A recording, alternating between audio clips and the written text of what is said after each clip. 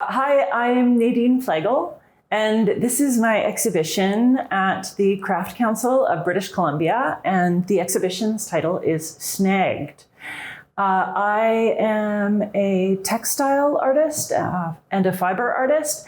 Mostly I work with reused wool, or at least I did for a really long time.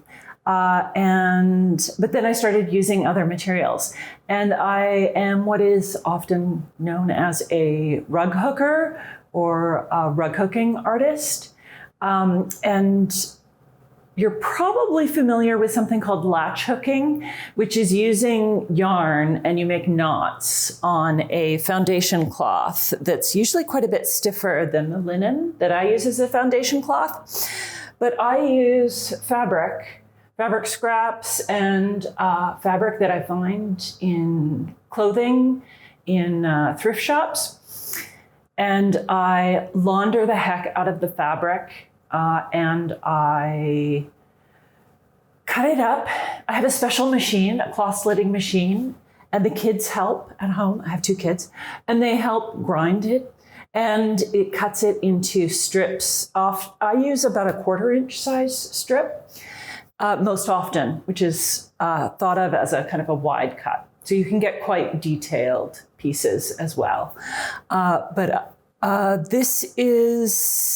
So what you end up with is you're actually using fabric instead of yarn, reused fabric, to make loops on the surface of the foundation cloth. That's where your pile comes from. So there are no knots holding the rug together. If you were to turn over a rug to the back, and if you had a really malicious cat, you could pull out a bit of the wool and it just goes ping, ping, ping, ping, ping.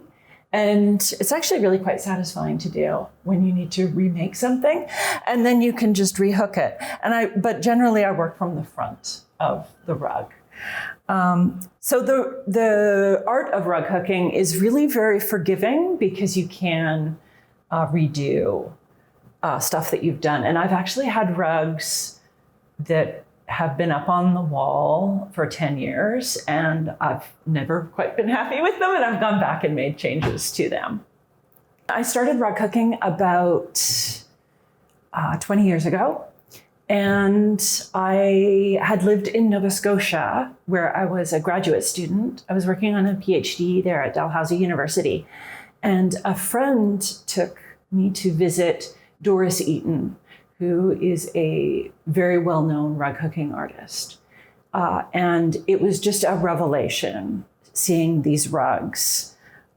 They were just so soft and pliant and heavy and had so much texture. So from that moment on, I was fascinated with hooked rugs. But of course, doing a PhD, you don't have a lot of time for other hobbies. So it wasn't until I came back to Vancouver that I taught myself how to make hooked rugs and learned out of books until I discovered that there is a community here on the West Coast.